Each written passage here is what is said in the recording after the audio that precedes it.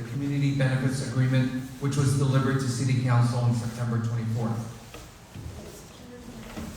今天 Councilmember Squilla 会给大家讲一下他所要的法条法律，然后今天是一个大家跟 Councilman 交流的机会。Okay, so my hope is that Councilman Squilla will share with us very specific details of the amendments that he's proposing. 希望今天 Councilman Squilla 会给大家讲一下这个法条法律的细节。And Councilman Squilla is actually going to open up the floor to all of us for our questions and comments that we have for him. 待会儿 Councilman 会让大家问他一些问题。So we've set aside enough time so that I think we can all hear one another out with respect. 我们会有特别的时间来做这个问答的环节。Everyone's voice is important, and I think the crowd is a good size where everybody should have ample time to speak. 基于今天来的人数，我们希望有足够的时间给每一位来的人有足够的时间问这个问题和回答。So when we do open up for questions and comments, line up at the microphones to my right and to my left. 这里前面的这一边，左边有一个麦克风，右边也有一个麦克风。待会儿大家可以在这个麦克风前排队，然后问问题。State your name and your connection to Chinatown because we really want to know who's speaking. 如果要问问题的话，可以先说你的名字和在 Chinatown 的一些关系。My assumption is that no one's comments or questions are going to take longer than 3 minutes, but there is a limit of 3 minutes. 所有的问题就最好在3分钟以内。And we would like to give everybody an opportunity to speak or ask questions before we come back to persons who has already spoken. 我们希望每个人都有提问的时间，所以在每个人的问题结束之后，就最好大家只是有一次问题的时间，提问题的时间。So with that, I'm going to hand it over to Councilman Mark Squilla. Thank you. 所以现在请Councilman。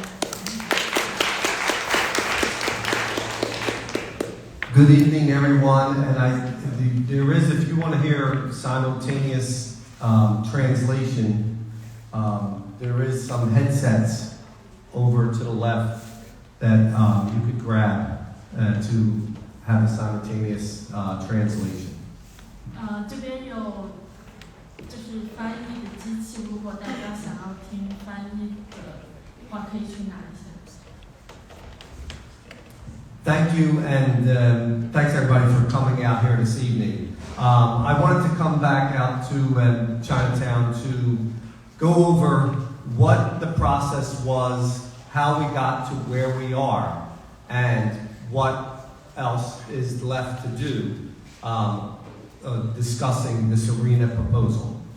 今天我们会来讲一下这个 arena 这个提案的进程。We started this process a little over 2 years ago when the arena was proposed to take over part of the fashion district. So 我们这个进程是2年前开始的，从前面的 fashion district 开始。We had several meetings and we heard a lot of concerns from the Chinatown community. 我们了解大家有很多对于这个arena 的一些担忧。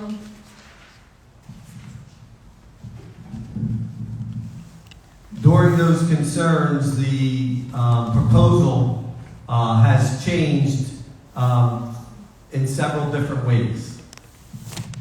我们也理解到大家的一些担忧，所以整个proposal 也会根据这个大家担忧有所改变。We, at the onset, of the initial meetings, the 76ers development team had a meeting in Chinatown, and the Chinatown community came out in large opposition. Sorry. We had the 76ers development team had the first meeting, 团队呢有好多会议 and the Chinatown development team 和中国城的这个开发团队。Chinatown community came out in large opposition. 中国城这个社区呢有好多问题，好多提议。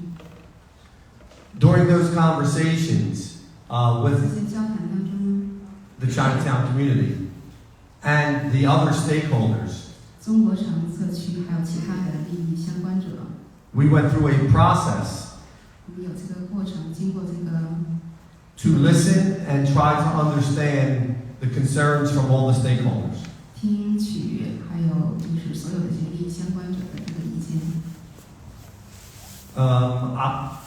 October 24th, 10月 the 24号， administration introduced and shared their legislation and proposal. 介绍了我所提议的这个立法。 We promised 30 days of review 我们承诺了30天的这个审查， before the possibility of introducing the legislation. 在这个可能立法之前， One of the things that we heard 我们听到的东西呢，听到的事情是， was that if the arena was going to be proposed in that area, that we would have an arena district. 如果在这边建立这个竞技场的话，那要有一个竞技场区。 Arena district is an area that would have boundaries 竞技场区呢有它的界限的， that go from Spring Garden to Pine, from Broad to 7th or 8th. 从春天街到 Spring Garden to Spring Garden to Pine, Spring Garden 春天街到 Pine 街， from Broad to 8th. 从宽街到第8街。 7th. 7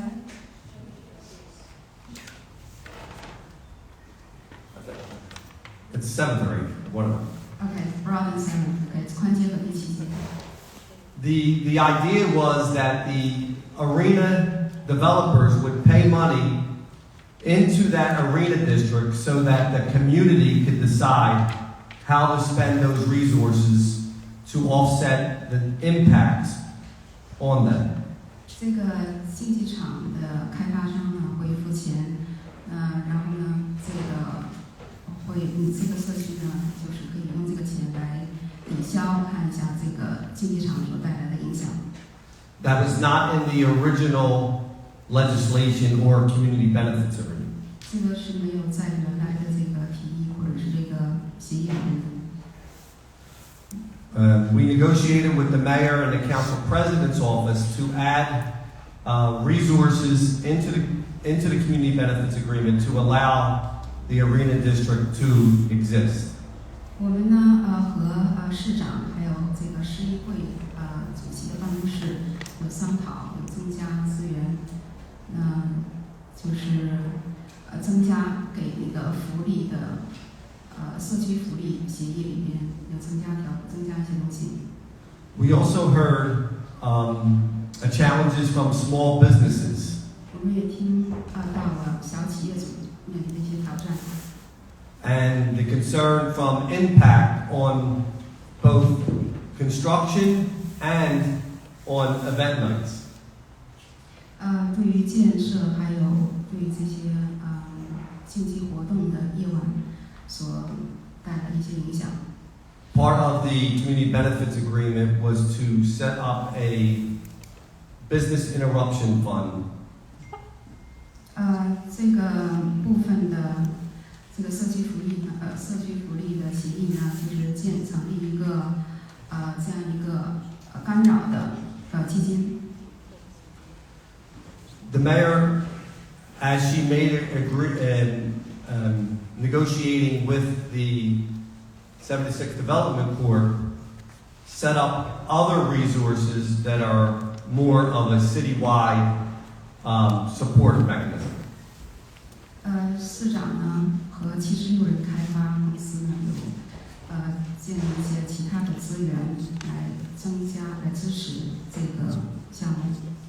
I committed to introducing the legislation after the Arena District was added and funded to start the legislative process that was done on October 24th.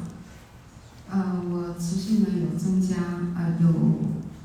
sorry say again October 24th. October 21st Fourth. OK 10月24号的时候，我呢就提议增加一个立法，对于这个竞技场这个地区的建立。Okay, logistics. We now have a Cantonese interpreter here.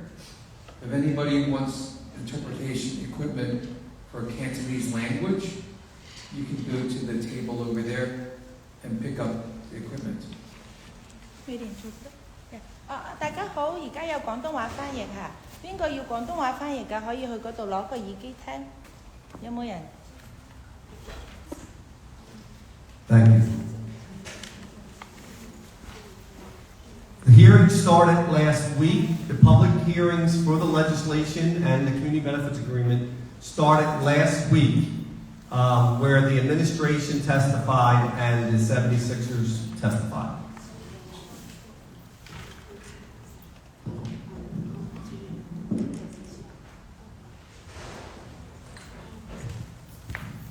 So there will also be translation to the headset in Mandarin as well. So if you guys would like a headset, you guys can go to the table over there and pick up headsets. So it will be both in Cantonese and Mandarin. 有谁需要普通话翻译的，可以戴个耳机听也可以。广东话的也可以，广东话嘅都得㗎。 And I could just speak freely. Exactly. Okay, you translate as I speak. 如果你们戴着耳机听的话就可以，我们同步进行翻译，就不用他讲一句停一句这样。 Okay, thank you. The hearings. Oh, sorry. Sorry. Seems like we still have to go with consecutive consonants. Okay. Sorry. Can I use this one? Sure. Okay. Go ahead. The hearings are continuing this week, will be tomorrow and Wednesday for community stakeholders and the public. 那么我们市议会的听证会呢，这个星期还会是进行的，明天星期三就是给大家公开给大家听，是为我们社区的利益相关者举行这个听证会。 The stakeholders will be in the morning and the general public will be in the afternoon. And then starting on Wednesday, it'll be the general public in the morning and then community stakeholders in the afternoon. 明天的时间安排呢？那听证会是上午是社区的利益相关者，下午是公众。那么星期三呢是上午是这个公众，下午是社区的利益相关者。 In the following week will be a additional public hearings and one being in the evening. So we'll start after work hours for people who aren't able to testify during the day. 那么下周呢，我们还有安排了公众的听证会，甚至有一个呢是在安排在晚上。那么如果大家要上班，白天没有时间到我们的听证会作证的话，你可以晚上下班之后来。 If you want to testify, you can reach out to PCDC or my office, and we will make sure we get you the information so that your voice can be heard on this topic. 如果你想作证的话，你可以联系 PCDC 或者我的办公室，那么我们会保证给你资料，那么会确保你的声音会得到聆听。 All right. The other major concerns that we heard during the meetings that we had was the impact on traffic, congestion, and parking. As part of the community benefits agreement and as part of our Arena District.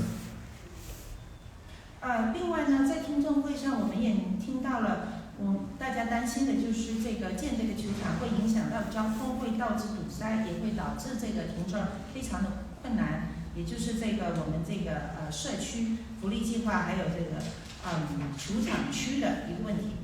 We're setting up a oversight committee to go over the transit plans, both for public transit, for driving, as far as street access for businesses and for our local hospitals.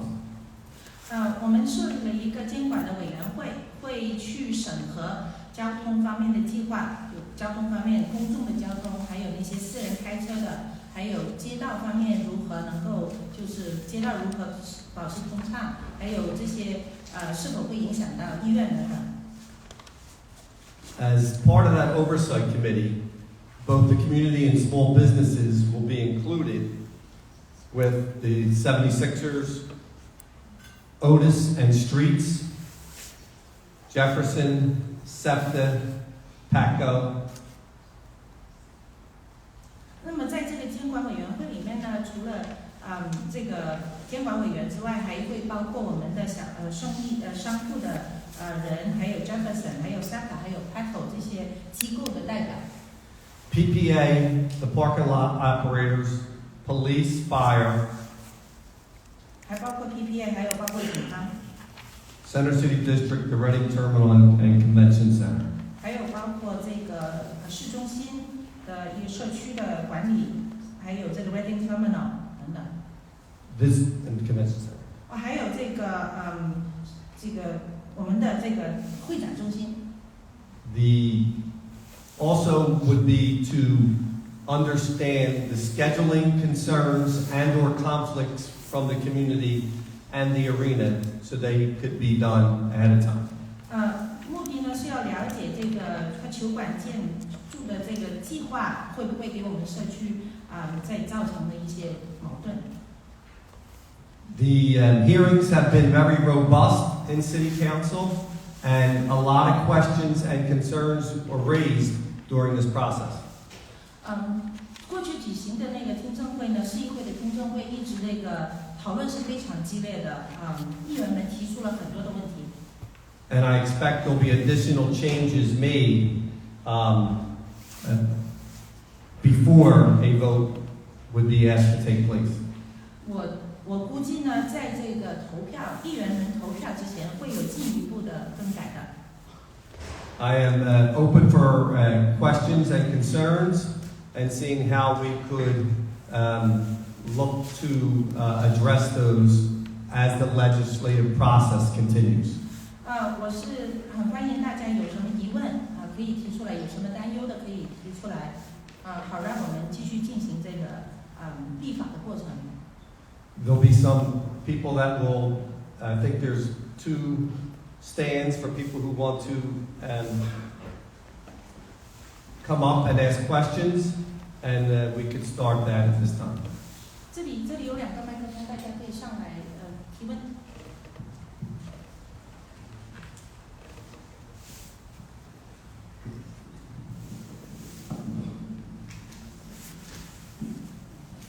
And also, everyone is also welcome to testify at the public hearings in City Council. 而且也欢迎你们大家到我们的市议会听证会上公开的发言。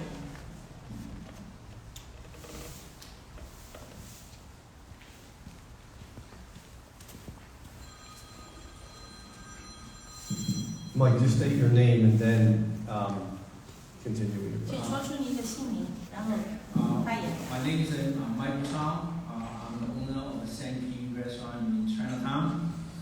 I have a very, very big concern as the small business in Chinatown. I talking a lot with the restaurant owner in Chinatown, and we all have a concern is during the construction. They're probably like 2 to 4 years, and during that period of time, we are afraid the traffic will be has a problem, and a lot of the customer probably not coming down, and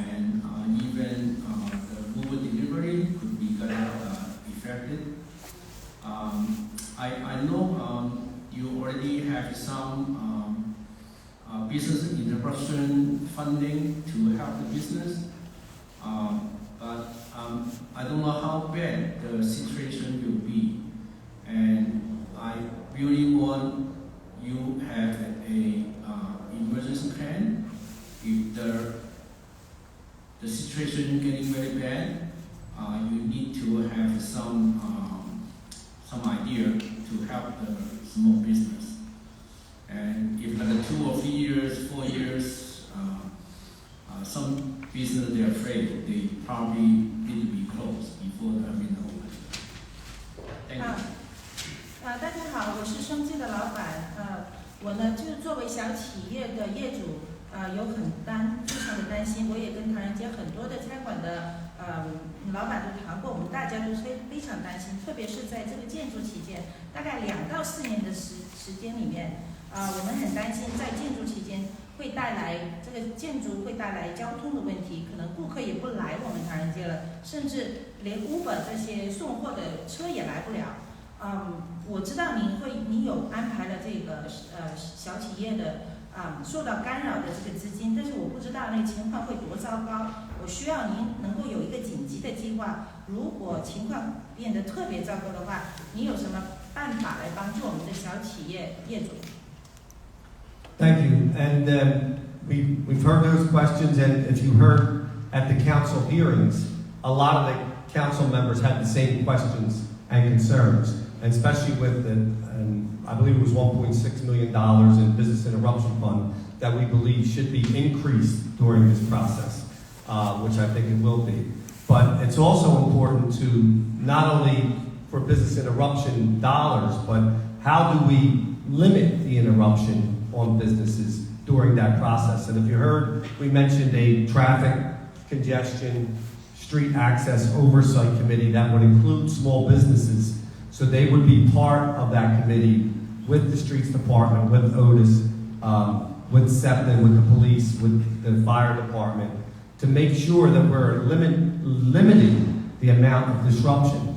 And this came up during the hearings. I'll stop there. Thank you. 谢谢您的问题。其实在我们市议员的听证会上呢，很多议员都已经提出了问题。我们特别是说到这个所谓的这个小企业生意受到干扰的这些资金呢，计划里面只是提供160万，我们都觉得是不够的，是应该上涨。我们可能这笔款项也可能会上涨，但是我们觉得不单只要有这一笔钱在那里帮助受干扰的小企业，但是更重要的是，同样重要的是要限制对这个小企业的影响。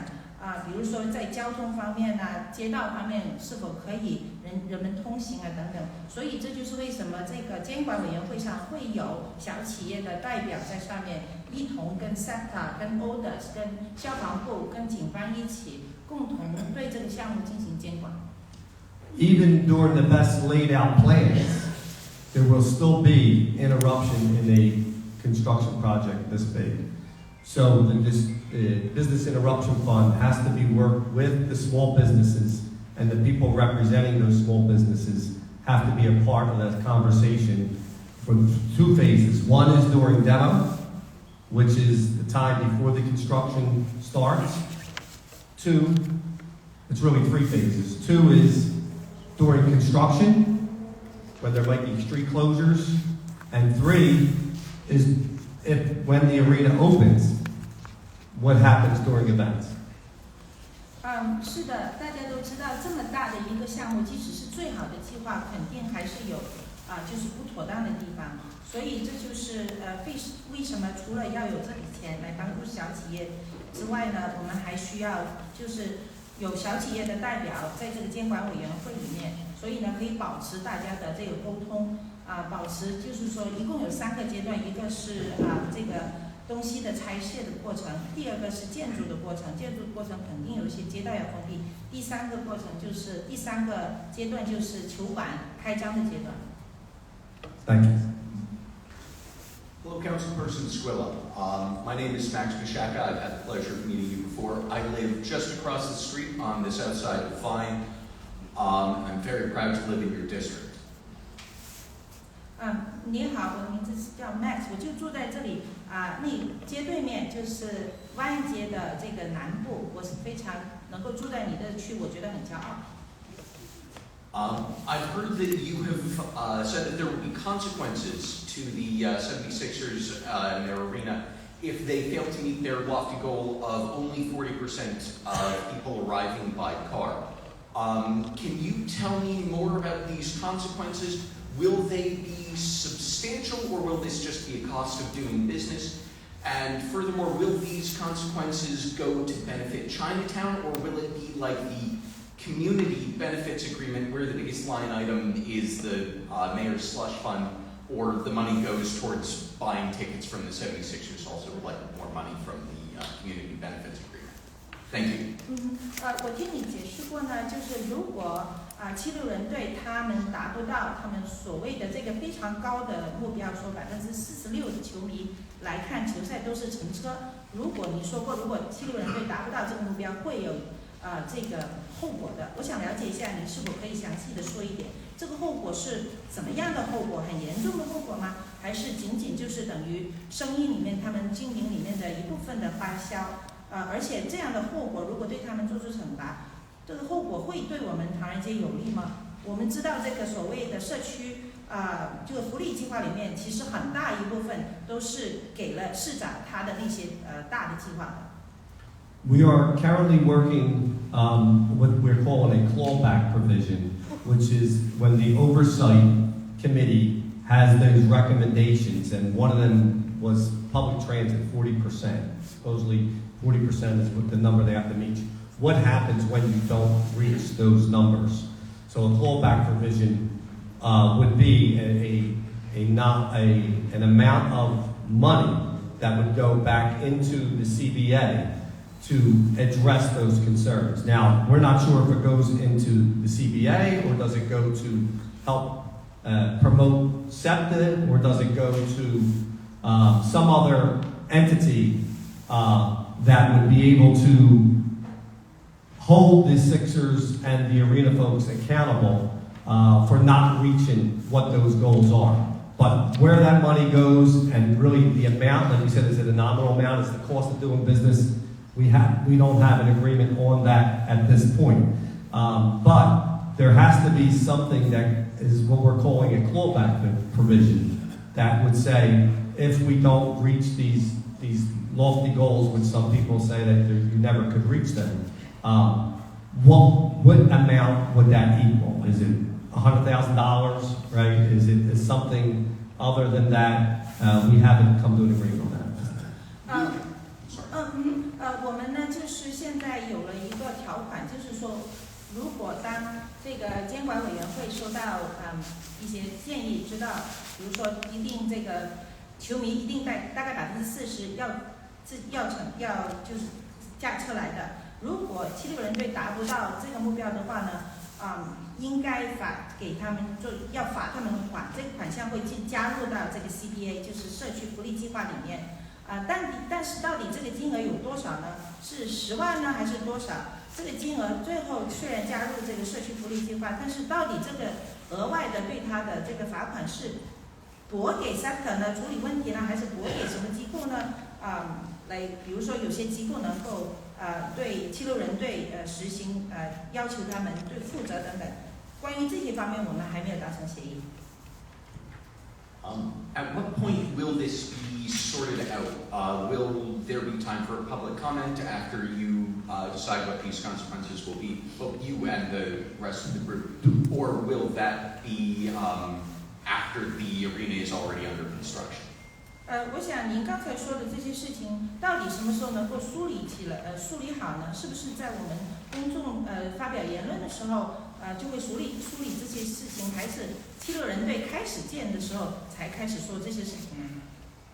That would be decided during the legislative process, during the public hearings, and would be decided before a vote would take place.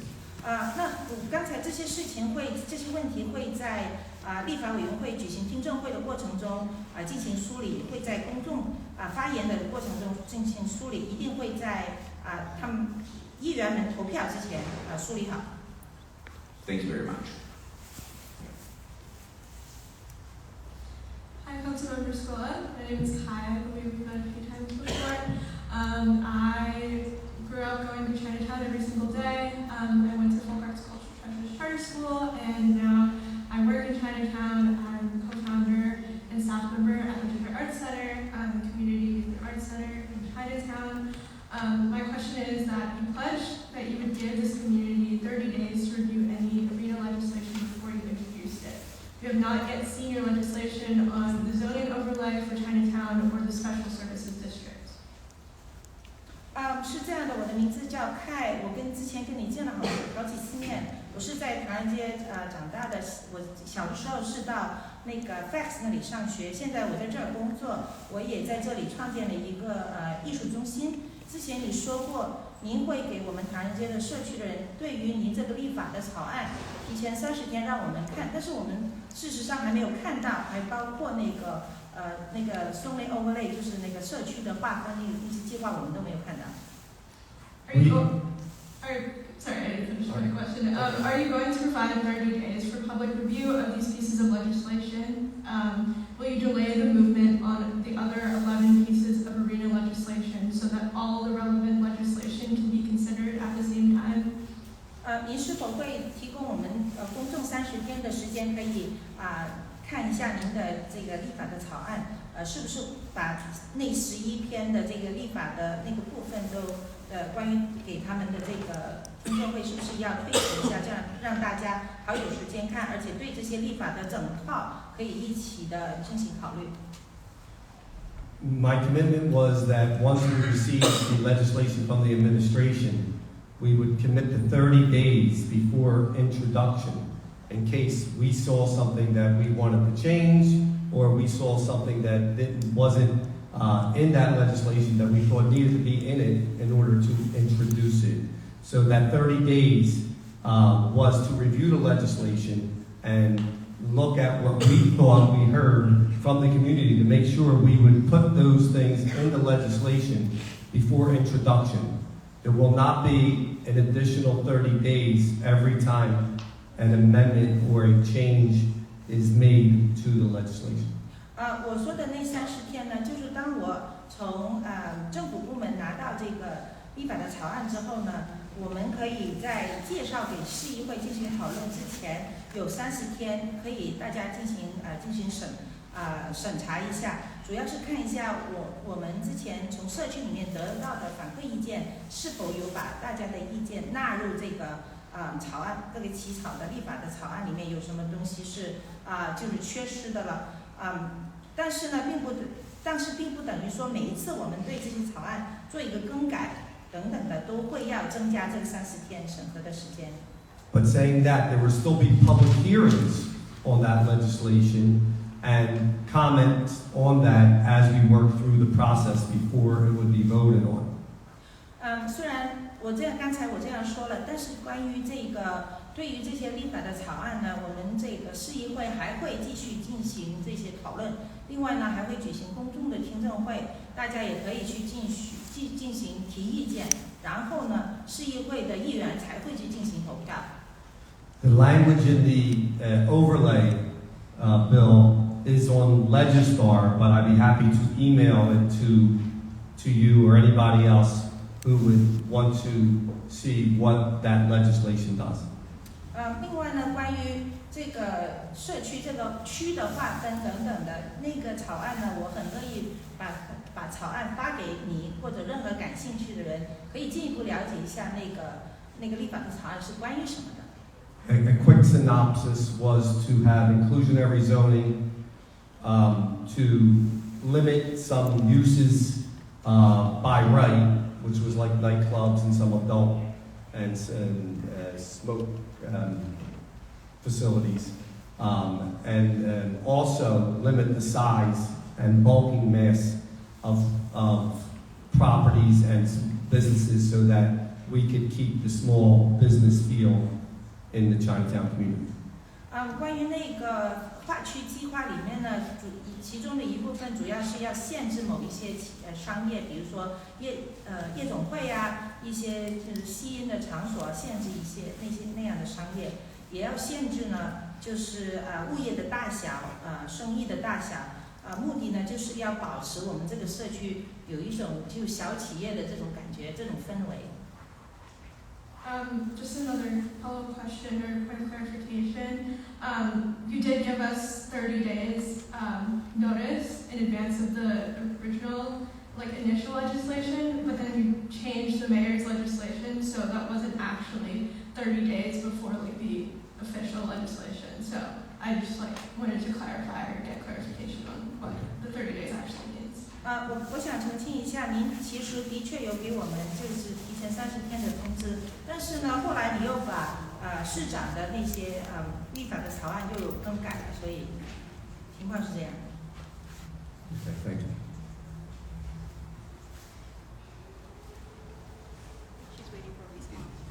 Hi there, my name is Will and I help run the Ginger Art Center, a youth center in Chinatown intended to build community within and alongside Chinatown. 我的名字是Will，我是负责管理一个青少年的中心。You saw what happened with your own eyes to DC's Chinatown. Many businesses were destroyed and replaced by franchises with tacky Chinese signs and an insulting effort to preserve Chinatown. And even though they got low-income housing in the neighborhood, you also saw how the Chinese immigrant residents of these housing complexes were left stranded without basic needs in a Chinese grocery store, stranded with a community similar to the community that we've been building here for over 150 years. 您可能也见过在华盛顿特区那里的大球馆给那里的唐人街造成的破坏，那边的唐人的生意都受到破坏。唐人的生意在那边就没有了，只是剩下的就是那些连锁店。连锁店呢，当然了，有中文的那个名字，仅此而已。那里也有就是低收入的人群的住宅，但是那里低收入的人群，那里并没有唐人的超市，所以呢，他们基本的需要就得不到，并不像我们这个已经有150年历史的唐人社区这样子。We don't want affordable housing in the middle of a place that is no longer recognizable as Chinatown. Not when it is at the expense of the community we're striving to build. You set foot in our center with words of support, and yet your actions reflect the opposite.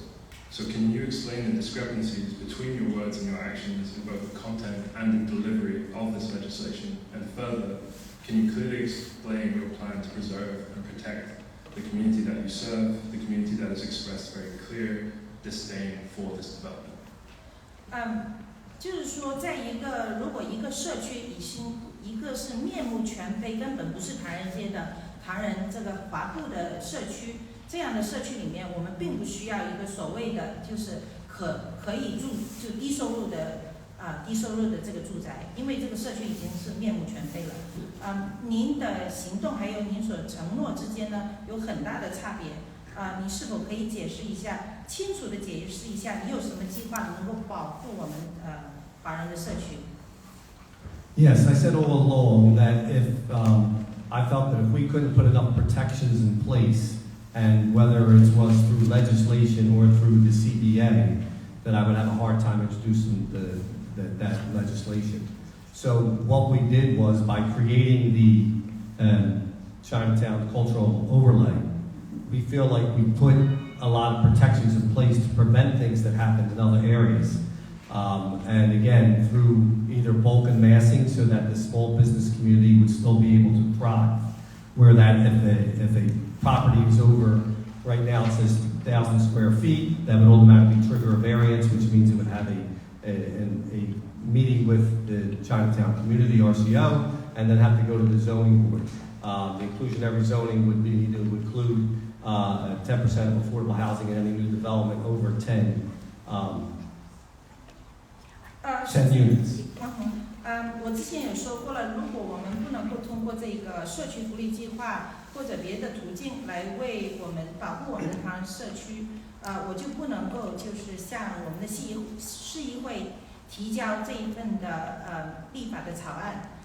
我觉得有这个在唐人街这边，我们给他额外的一个划区方面的保护呢，能够防止在别的地方对小企业所发生的灾难性的那些影响。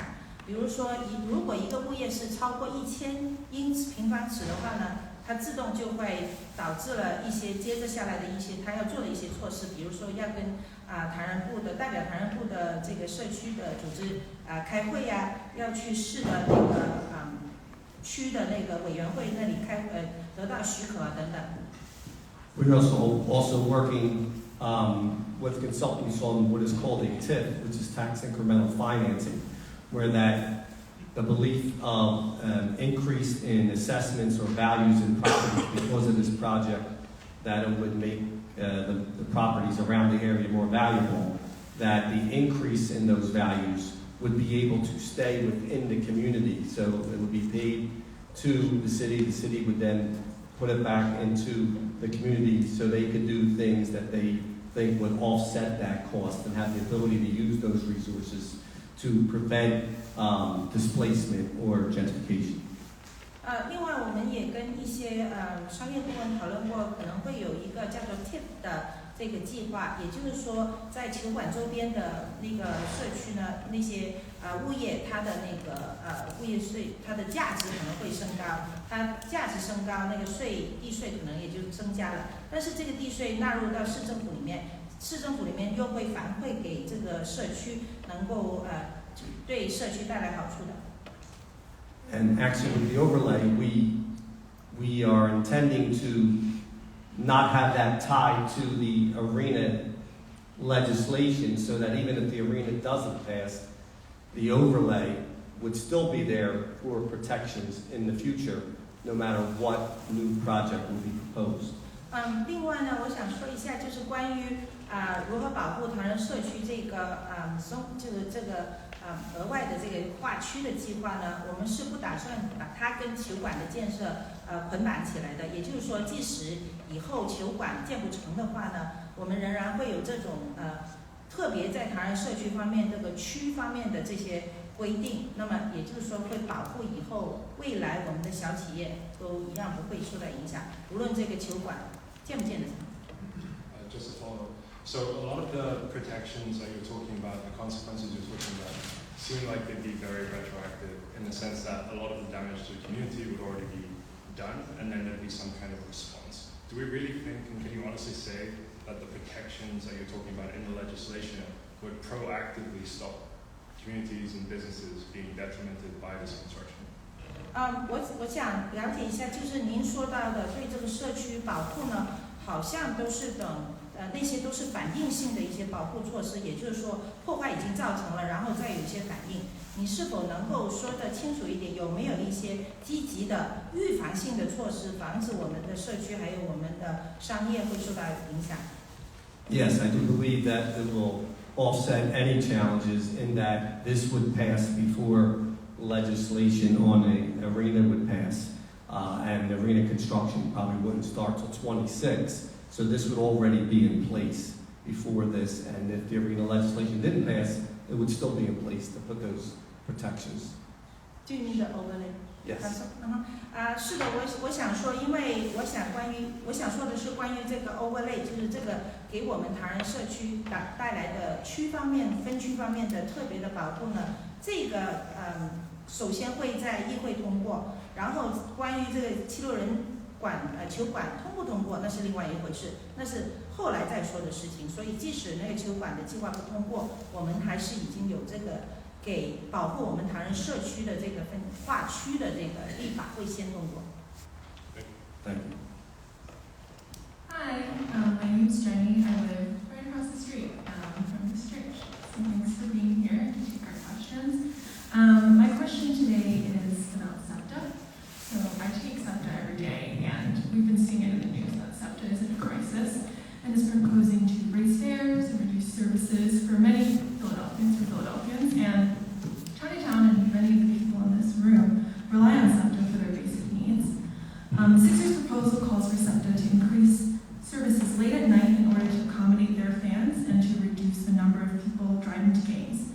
Yet the Sixers are not taking responsibility for paying for the cost of these increased services. That means this isn't privately funded. It is also not clear which parts of the Jefferson Station capital expenses will be paid for by the Sixers and which will be paid for by SEPTA.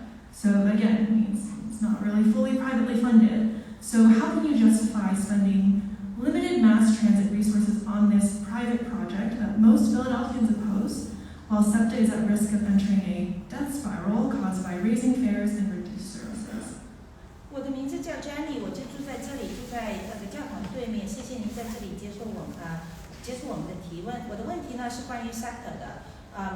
我每天都要乘 SEPTA 的这个车使用它。可能你也知道，从新闻里面知道 SEPTA 这个机构现在是陷入了困境，他们要把它的服务削减，但是同时呢要增加这个费用。但是呢，我们唐人街的社区的居民都依赖着 SEPTA 作为它的这个基本的服务。但是呢，七路人队他要求 SEPTA 还要增加晚上的，特别是晚上比赛后之后的那个服务。但是呢，他们又不愿意去提供付款来帮助这个 SEPTA。关于 Jefferson 那个车站资本方面那些投资方面的那些，他们愿意出多少，我们也不清楚。那他们其实他们的这个项目不是完完全全是用私人资金来资助的。你是否能够解释一下 SEPTA 已经是非常少的资源，怎么会还要受到这么大的计划的影响呢？ Yes, and I agree that the SEPTA is a major challenge, and we've been working with our state colleagues who are funding. Unfortunately, weren't able to get it this year. But as far as the construction cost or the cost associated with additional service and the construction, the 76 development team would be responsible for any cost of construction that would impact Jefferson Station. They would pay the full big brunt of any changes to the Jefferson Station as needed to develop an arena. As far as the adding additional services, there is no agreement right now about paying for additional services from the 76th Development Corp. We know that politically there are some challenges in Harrisburg with funding. It's tied to another political skill games that is going on throughout that Harrisburg wants to see a direct funding source to pay for additional money. I think eventually that will be worked out. But as far as the services being provided for the arena, that is still in discussions with SEPTA and the City of Philadelphia and the 76th Development to see if that additional resources would be provided by the 76ers. At this point, it is not. 我也同意你的说法，就是SEPTA 方面的服务这是非常大的挑战。不幸的是呢，州那边给这个 SEPTA 这方面的这个资金呢，今年呢我们就拿不到了。在关于提高这个额外的这个开销方面呢，有两方面。第一呢，要增加 SEPTA 的晚间的那个服务；第二个呢，就是在这个七路人队建球馆的时候，他们建筑可能会影响到 Jefferson 车站它的运作，还有整个车站。那么关于这个在它建筑的过程中对 Jefferson 车站造成的影响呢，那个七路人队呢是会支付的。但是呢，关于额外的服务方面，我们现在跟七路人队就是要求 SEPTA 提供额外的这个车次服务等等，这方面额外的开销呢，我们七路人队还没有达成协议说愿意支付那个的开销。而在哈里斯堡州政府那边，现在可能是因为经济环境的不一样吧，拿到这个资金也是也是困难的。我想最终这个问题会得到解决。现在在SEPTA 七路人队还有市政府方面还是继续在在讨论，但是目前来说，七路人队还没有承诺支付这些额外的开销。Thank you. Alan? I'm Ellen Smakawa with the Bogarts Cultural Treasures Charter School up here at 11th and Calico.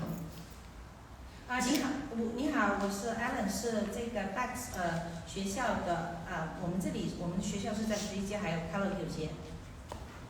This isn't my question, but a follow-up to Jenny's. So if you don't get assurances that SEPTA will not bear additional costs in order to pay for this arena, do you agree that you should not move forward with City Council voting to approve the arena until such assurances are gotten? No. 我就是说，我是跟进Jenny 的问题，如果我们得不到就是这个 sector 它要额外的这些服务得不到确保它的会有人去付这笔钱的话，你是不是觉得那个市议会不应该进行对这些草案进行投票呢？ I think the part of the infrastructure and the proposal of developing the arena above the SEPTA station, they need to bear the cost of that. As far as the operations of SEPTA, I think we all want people taking public transit. We know SEPTA is challenged at this point. We know that the resources are thin, and we'll work with our state agencies. I would work with the development team to see if they could have them pay additional cost, or maybe it's part of our clawback agreements that would go to SEPTA if they don't reach those numbers. But I wouldn't say that if there was a full cost of the needed operatings in order to run additional services wasn't bear by the developer. I would say that would not be a game changer on my vote. 是这样的，我觉得我不同意这样子，因为我们正在考虑，我觉得是这样子，这个关于建球馆方面，还有建球馆所需的基础设施呢，七路人队会支付的，但是我们也知道这 SEPTA 现在面临了很大的困难，我们都想大家去多一点使用这个 SEPTA。我会跟我们州的别的这些机构来看看是否能够得到更多的资金，也可以跟这个发展商看看能够是否得到资金。但是我不认同，如果解决不了 SEPTA 的这一块的问题，我们不应该继续投票。我不同意这样。I'm so sorry, this is my real question. Fake question. So you have met directly with Chinatown small business owners, especially restaurant owners, who told you directly that their businesses depend on the ability of their customers and delivery service drivers to get to their businesses without being caught up in traffic congestion. 是这样的，我相信你也跟我们唐人街的很多的这个小业主见过面，特别是餐馆的这个业主说，他们都告诉过你，他们的生意呢要依赖我们的顾客，依赖那些送餐的这些快递员，他们不能够就是被交通影响到。The city's own study says that only 40% of fans can drive to games in order for there not to be gridlock. The city's study says that if even 41% of fans drive, it will result in gridlock in Center City. 市政府自己做了研究，他们的研究显示呢，只有当40%的这个球迷他们开车来看球赛，只有最多是40%的球迷开车来看球赛，才不会影响到造成交通堵塞。如果是41%的球迷开车来看球赛，就会造成了交通堵塞了。Currently, about 85% of fans drive to the Wells Fargo Center to watch Sixers games. 目前来说，85%的球迷是开车到 Wells Fargo 中心去看七路人队的比赛的。At the hearings last week, the Sixers were asked about their plan for getting the number of drivers down to 40%, and the Sixers had no plan. 上一个星期的听证会上呢，七路人队被问到有什么计划可以把现在的这个球迷开车去看球赛的球迷能够有什么办法能够降到40%？七路人队是没有任何的计划的。All they said was that SEPTA would have to figure out how to increase services at a time when we know that SEPTA is cutting services. 他们七路人队的回应说，那么 SEPTA 就要想办法把它增加他们的这些车次的服务，但是同时我们知道 SEPTA 现在不得不要减少服务的这个车辆。They said they would give their fans wayfinding apps and vouchers for SEPTA. 他们七路人队还说，他们想到的办法就是给他们球迷提供新的这个软件去找路啊，或者给他们一些券去乘搭公交车。And we have to keep in mind that these fans are people that already pay $25 to $40 for parking at the Wells Fargo Center. So we're supposed to think that when the Sixers give them $12 for SEPTA vouchers, that's going to induce them to take SEPTA. 我们得记住，这些球迷呢，现在在 Wells Fargo 停车，他们的停车费是25块钱到40美元的。如果你想一下，这个七六人队给他们12块美元的这个乘车券，就会让他们去乘公交呢。So we're looking at a situation where traffic congestion will kill Chinatown businesses. When our small businesses die, Chinatown dies. We're looking at a situation where gridlock is all but certain, and the Sixers have no plan for how they will avoid gridlock. 那么我们现在看到的情形就是以后的交通堵塞呢，就会影响到导致我们唐人街的小企业的倒闭。唐人街小企业的倒闭就等于我们的唐人街就是衰落下去，而肯定100%以后一定会有这种交通堵塞的。而同时，七六人队对这样的情况是根本没有任何应对的措施。And we're hearing from you that you're going to require that they produce a plan for traffic control after you've passed this legislation. It just seems like irresponsible malpractice to go through with allowing a vote on this legislation when there is no answer to how to avoid gridlock.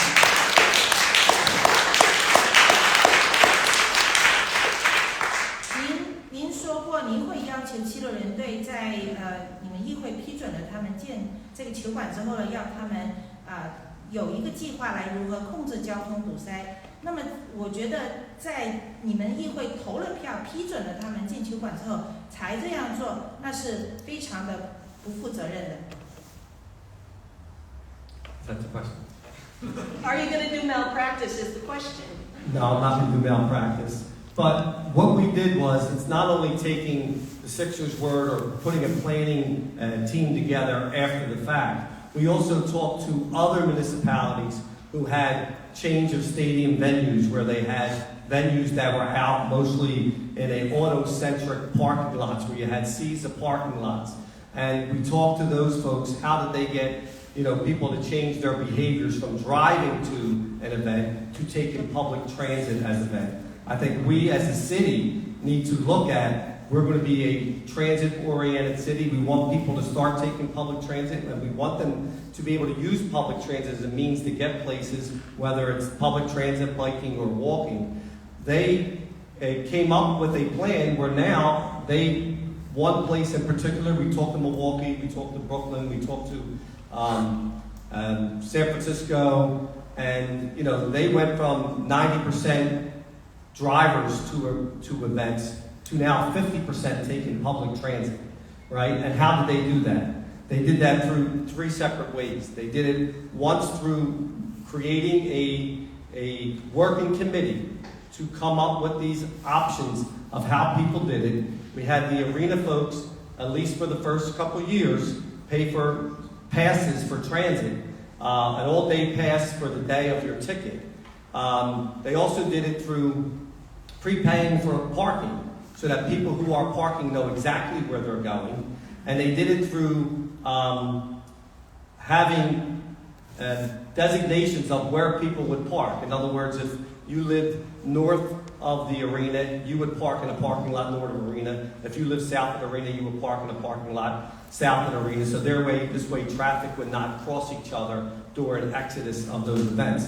So what we learned from talking to these other municipalities is, yes, it is possible.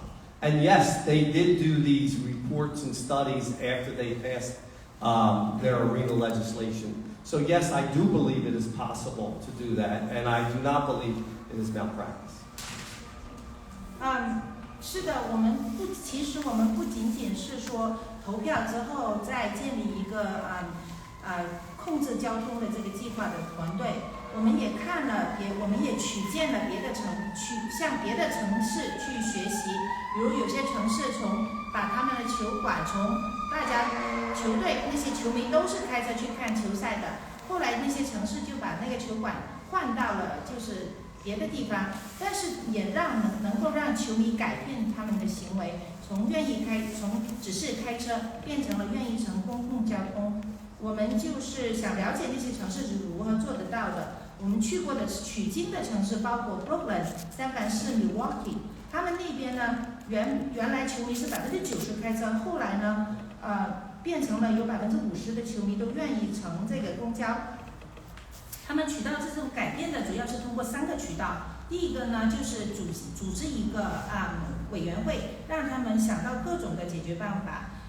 我们这边呢想到的一些办法包括76人队呢，给球迷出钱给球迷买一张1天的那个乘车票，或者呢给球迷们他们来之前就知道自己会停车在哪里。或者呢，在停车的地方进行划分。如果您是居民住在球馆的北部，那么您的停车地方就在球馆的北部的停车场；南部的居民就停车在球馆南部的这个停车场，这样可以减少他们这个车就是到处的转来找这个停车位，导致了这个交通堵塞。所以呢，我觉得我们从这些城市学到是可以达到的，他们做到了，他们也是像我们这样，球馆批了之后就要做研究要做报告等等，我觉得是可成的。Sorry, last thing I'll say. Remember, 41% of people drive is gridlock in Center City. The only city that gets close to the 40% of people driving to games is New York City. That's a city where only 40% of people own cars. Philadelphia, it's like 76%, and I don't even want to think about what it is for suburbanites and New Jersey people, right? So the study that's basing this 40% fantasy number is looking at New York City, which completely, you cannot compare mass transit ridership in New York City to Philly. 我想呢，大家要记得这个费城市政府自己做的报告里面显示，只要有41%的球迷开车去球赛，就会造成市中心的那个交通堵塞。那么很多的你说的那些研究，你们的研究看的就是纽约市，在纽约市只有40%的人能够拥有车，但是在费城76%的人拥有车，我很难想象，就更不用说郊区的那些人，可能他们拥有车的那个百分比是多少了。所以你这个研究用纽约市来看，这是不对的。I would just add that again, gridlock would be detrimental to Chinatown community, be detrimental to Center City, it'd be detrimental to the arena and to the city of Philadelphia. So I think we all have the same goal, is not to have gridlock and to do everything we can to make sure that a plan is in place to address that and make sure that people take public transit.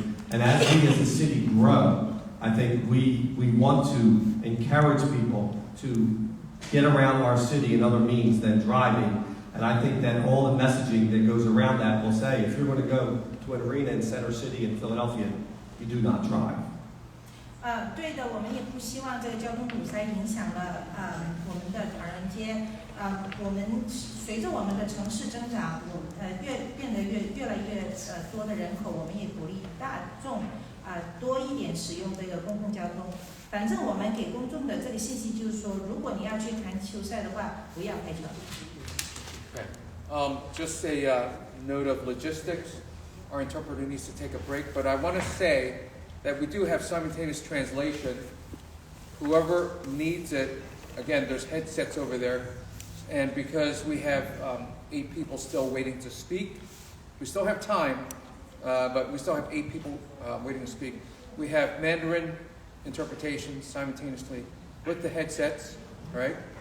And so we're going to move this portion to English while people with the headsets can hear Mandarin. Okay? Any questions, concerns? Can someone say it in Mandarin? Yeah, can you just tell them in Mandarin that people who want to listen to Mandarin should wear the headsets? Yes. Can you say that, Mandarin? 需要就是听这个翻译的话，要戴这个耳机，这样可以更快一点，是吧？你是可以同步的翻译。Thank you. Please proceed. Thank you, Councilman Squilla. So while I'm here, before I actually share my question, I actually wanted to respond to some of the things that you just mentioned just now. So you were comparing the Sixers Arena to the Climate Pledge and Chase Arena and to our city. And I think as someone who has done some work thinking about the different arenas, I do think it's important to note for people in this room and for our city that it is really unjust to compare different cities, both in their infrastructure and also in their history of working around how these arenas exist and their impact in their different prospective cities. So some of the things, just because I'm honoring our time, I'll just outline really broadly. So the differences are dedicated transit line, transit ridership, traffic congestion, transit costs, healthcare, job creation. And if I spent all the time going into all of this, it would take me too long. And also thinking about historic neighborhood legacy. And I really appreciate, I think it was Ellen who shared earlier about the 40% that would be needed. And some other things to think about, when we often talk about doing it in Center City, the Seattle Center has a stop that is similarly a satellite stop with trains going exclusively to Westlake and to the center and back. And so that also shows you that the transit in Seattle cannot possibly be compared to where it would be built in Center City. In addition, which I already mentioned, the 40% of fans, I also wanted to name thinking about traffic congestion. We talk about this a lot in regards to public health. We talk about, thinking about Chase Center. The streets are actually closed around the Chase Center to allow for the flow of pedestrians. So street closures, as this would be devastating in Philadelphia, especially considering, as we've mentioned many times, the proximity to Jefferson Hospital and major areas around that. And again, the Climate Pledge Arena shows that road closures 2 hours before games begin, and that would really truly devastate the ability to take care of our patients and our Philadelphians.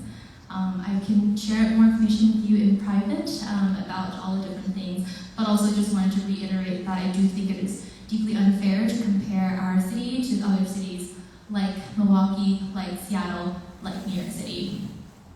Thank you. And I would add, it's always apples and oranges. Not every city's alike.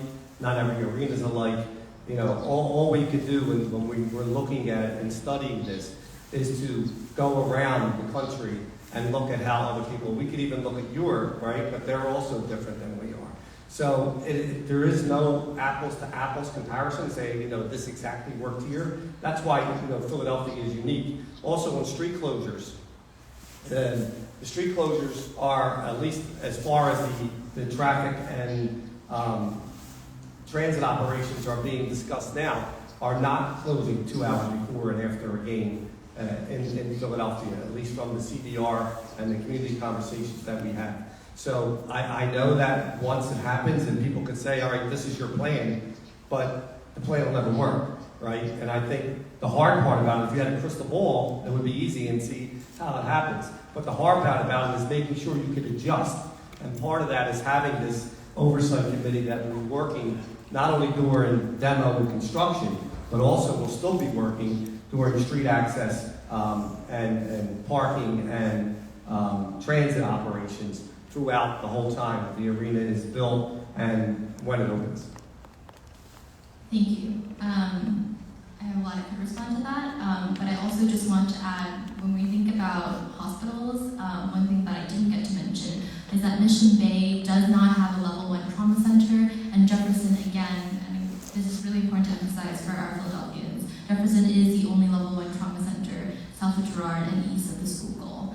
I am ready to share my comment, so I didn't get to introduce myself. My name is Claire, and I'm currently furthering my education in the Graduate School of Education, but I also work at the Ginger Arts Center, which is a youth center in Chinatown, and we serve a number of youth in Philadelphia. And I think as a teacher and also as someone who works alongside young people, it is really important to share what the students often share they experience in schools. And that is a number of issues, including the lack of books, air conditioning, heating, asbestos in our walls. And I think as a teacher, I believe that elected officials like yourself have a duty to take care of our constituents, including the teachers, students, and families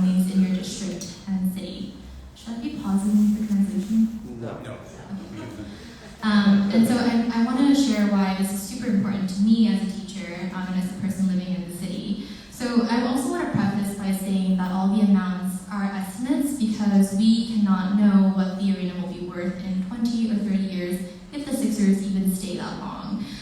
There's also fluctuating inflation to consider for. But under the proposed agreement, we just quick tidbit, the city would be owning the land, which it would then be leased to the Pennsylvania Authority for Industrial Development. And then it leases the land, and the arena would be to the team owners, right? And so, to be clear, there's no real estate taxes that would be owed, and the owners instead would be doing pilots or payments in lieu of taxes. And I love as a teacher how that they make it sound like it's a better deal for our city. But actually, because we've done the math, that amount is far less than what they would actually pay if the developers just owned the land and the arena building. So to do a little fun math with everyone, the agreement calls for the 76ers to pay only $5 million in pilots annually. If we think about how many students we have in our city and how many students our districts serve, that is definitely vastly inadequate. And under the agreement, the owners actually negotiate nearly a $14 million annual tax bill to only $5 million. So that's legally avoiding at least $8 million annually. And so over 30 years, that could be $240 million and more if we account for inflation. And that is all money that is taken from our schools and teachers and students. I'm sorry. The total taxes that would be allowed to the developers to avoid would be, and I'm sort of starting lower, and I'll explain a little bit in a moment. So $348 million in use and occupancy taxes, which we haven't been talking a whole lot about, and at least $240 in real estate taxes, or $588 million total. But with inflation of 3%, that is $960 million. $960 million, Councilman, that we would be allowing the billionaires to save. And that money could go up, as real estate often does and value does. And so, as a Philadelphian and as a concerned school teacher, I want to ask you, why are you letting developers take all this money, $960 million in tax breaks, and when they don't pay property tax, but we regular people in this room, we pay every year, and Chinatown businesses, they have to actually pay use and occupancy taxes, but the arena won't. So how is that fair? How is that fair to Chinatown businesses? How is that fair to taxpayers like myself? And how is that fair to students? Okay, thank you for that.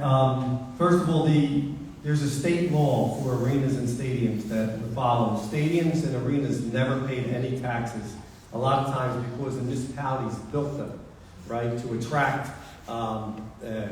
teams to come to their city for the tax revenue that's generated from that. So back in 2001, when they were building both the Lincoln Financial Field and the Citizens Bank Park, a state law was passed to create a pilot where they would start paying, they would negotiate a value that they would pay to the city of Philadelphia instead of being tax-free.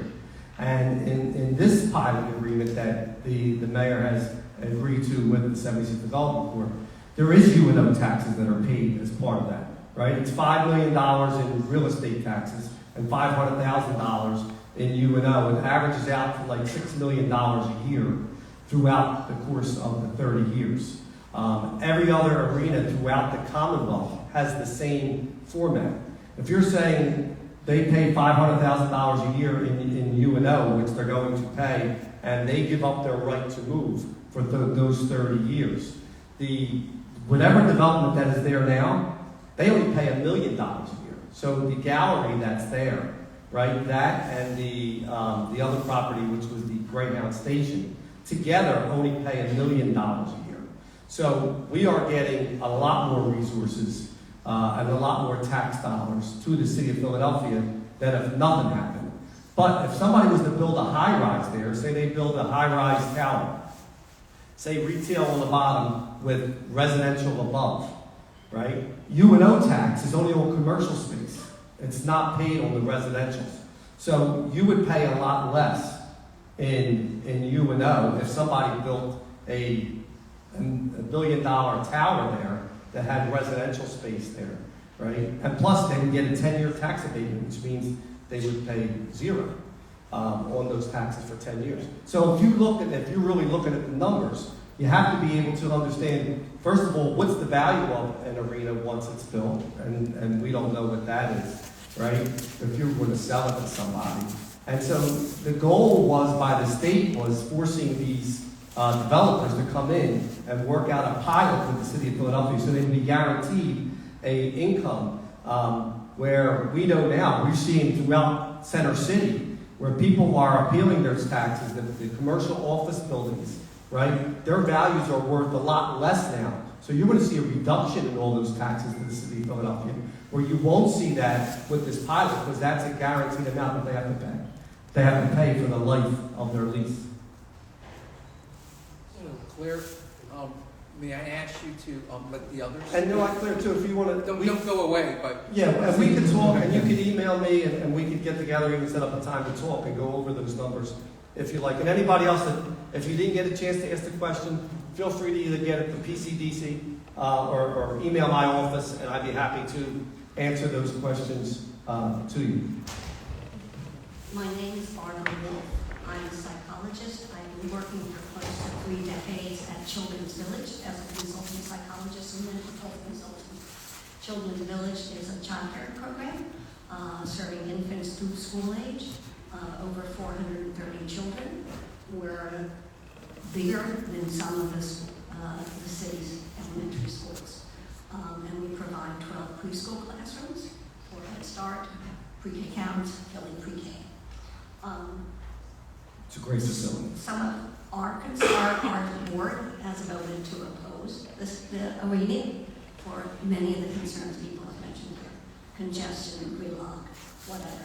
We know the impact when the flower show is in town, of what that means for challenges for staff and families coming to pick up and drop off kids. My concerns were also, and I'm not going to talk about that because everybody's talked about that, and I think there's some very legitimate concerns. And I think the issue of the pilot program, having worked in education for so long, is very important because there's no question that we need the support for our education system. But I am at this point, and I'll talk about something different, concerned about the process.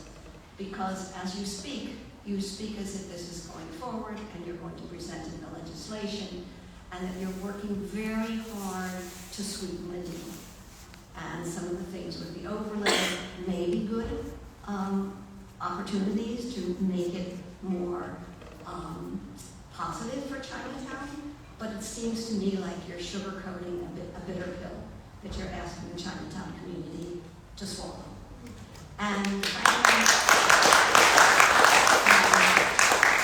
I also find it hard to figure out where all the support is coming from, because it's clear from the press that 70 or more than 70% of the population of the city opposes. Chinatown opposes it, Washington Square West opposes it, the neighborhood opposes it, and many people feel that this is not a great deal for the city. All the economists talk about the fact that it's never going to give them the money that the Sixers promise going to generate from the cities, and the studies suggest that just doesn't happen. Clearly the Sixers will make more money out of it, which is their major thing. And clearly Mayor Parker and her supporters in the Buildings Trade Union, which are a powerful union, are behind this because they think the jobs will be important to them. But that's a lot of other people who are not going to be happy with this. So as you're talking as if you're going forward with it, and as if you're supporting it, and you're working really hard to make it better. But I don't think that better is I share some of the same concerns as doing an overlay when there's all this gridlock.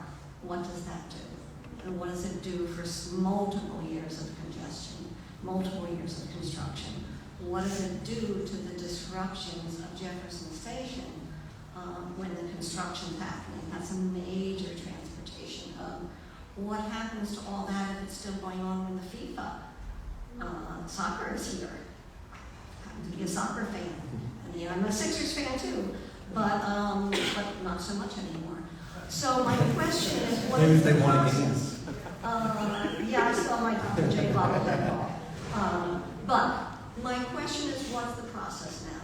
It sounds to me you're planning no matter what to go ahead and present it. Well, So what happens if council people, how many people need to vote against it for it to not go forward? How complicated is this process going forward? And what, frankly, I'm going to say, what can this community do? Besides what I've been doing is making lots of phone calls and emails to council Well, at large. let me say this community is very engaged, and Yes. they tell you what they think, and they have a lot of strong leadership throughout this community that lets you know what their concerns are and the challenges. But the process right now is that the legislation is introduced. There are public hearings, and during those public hearings, we requested it to be in committee of the whole, which means every council member gets to sit in those hearings and listens to those concerns.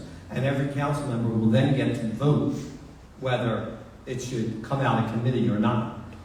You need 9 votes in city council. There's 17 council members. You need 1 more than 50%. So you need 9 votes for the bill to come out of committee. And then if it doesn't come out of committee, it's done. If it gets 9 votes, it comes out of committee, it goes to a council to vote. The whole council will vote on it again. And then if it passes, it would need the mayor's signature before it would come. Well, that's guaranteed, obviously. Well, the mayor, I would say if it passes council, it would be signed by the mayor. That's the process. But it sounds very much like you are planning on moving forward. No, I mean, if you heard the hearings, I mean, listen, 9 council members have to vote in favor of it. So if you heard the hearings, there's a lot of concerns and questions from council members. And I think if the vote was taking place last week, I don't think it had 9 votes. That's my opinion, but we'll see if anything changes. What's your vote? Yes. I said all along that if I would introduce it, I wouldn't introduce it unless I could vote for it, if I didn't believe that those protections were in place. So I'm going to say I think some of your ideas to have protections and overlays are helpful. I really think they're insufficient, and maybe the protecting and having this grid for Chinatown and Washington Square West is going to be for a gentrified Chinatown and not for the Chinatown as we know it, community of 150 years. So. Thank you.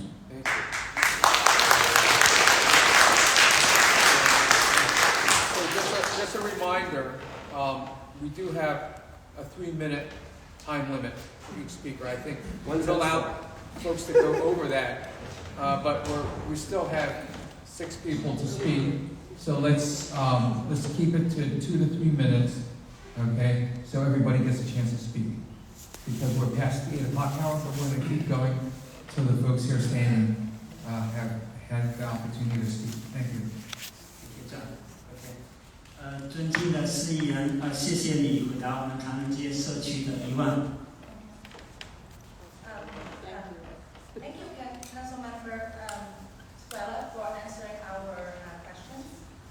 对，我叫谢秋季，我是这个教会中华基督教会的其中一个牧师。My name is Xie Chuji. I'm one of the priests here in this church. 对，我是1994年从中国来到费城，然后是96年参加这个教会。In 1994, came here from China. In 1996, I joined this church. 对，我住在南费城住了20多年。I live in South Philly for more than 20 years. 然后在餐馆工作了7、8年。I worked in a restaurant for 7 to 8 years. 然后我在这个唐人街，找工作、买菜、吃饭、看医生、找律师，很多的生活都跟唐人街有关系。Much of my life, it has a lot to do with Chinatown. I shop here, I see doctors here, I find lawyers here. Much of my life is tied to this community. 我想也是很多新移民的那个生活的中心。And I believe Chinatown is also the center for many new immigrants. 这个唐人街不单单服务住在这个地区的人，也服务很多周围的人。And this Chinatown serves not only these local communities, but many more people from around.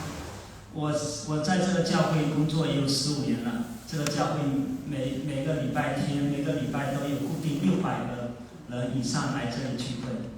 I have worked here for many years, and every Sunday we have around every week we serve about 600 individuals who come to 4-hour service. 对，我们教会有80几年的历史，相信也对这个社区有很多正面积极的影响。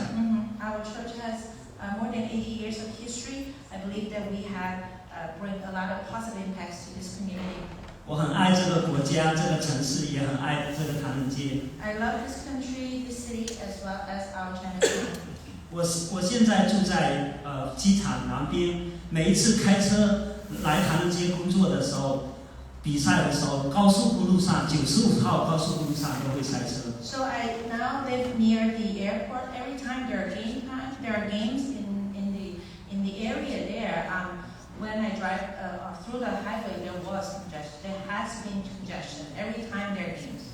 对，富国银行那个中心有那么大的停车场都会塞车，我不知道在唐人街有18000个球迷来会塞成怎么样子。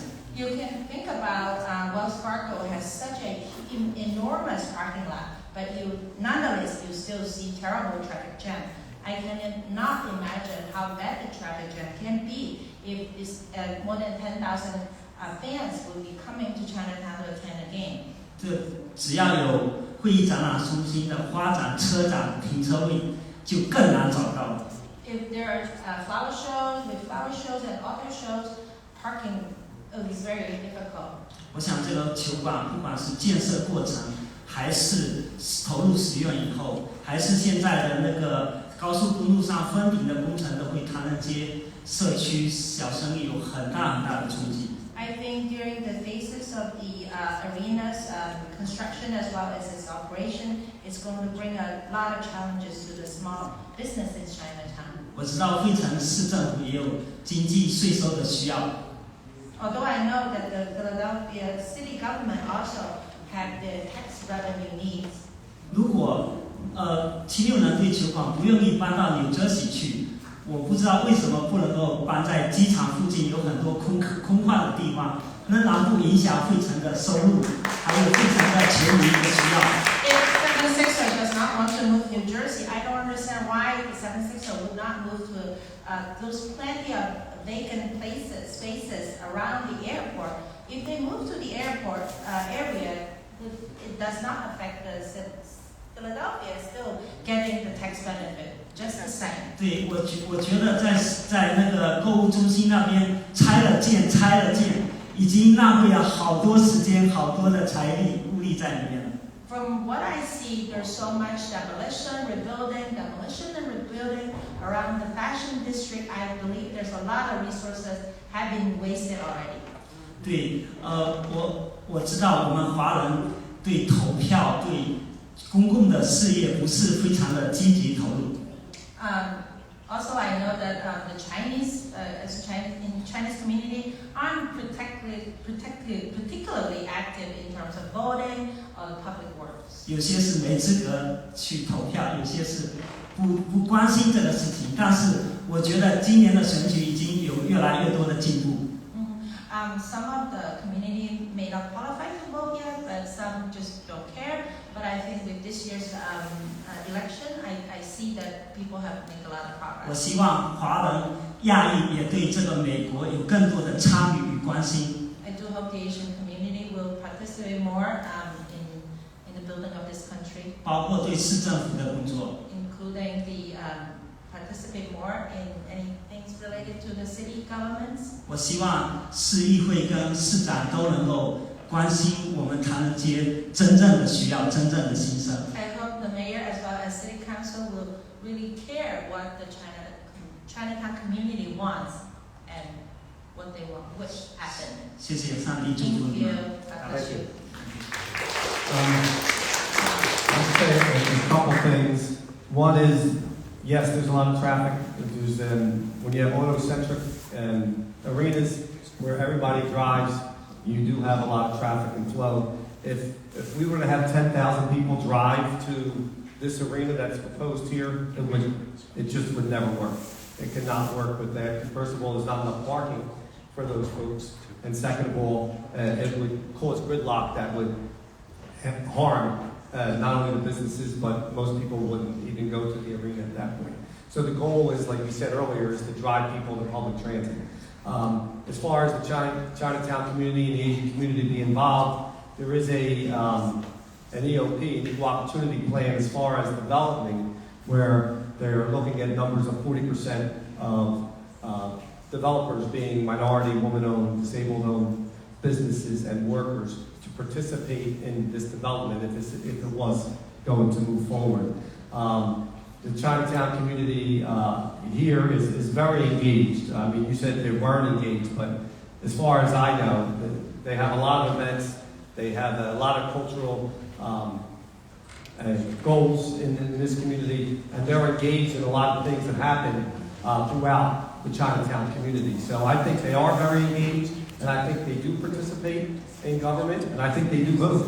So I mean, we could always want more, right? And I think that the engagement of the community is always important, but I think that everybody takes what the community says to heart and hopefully tries to resolve the concerns during this process. Okay, thank you. Go ahead, Antoine.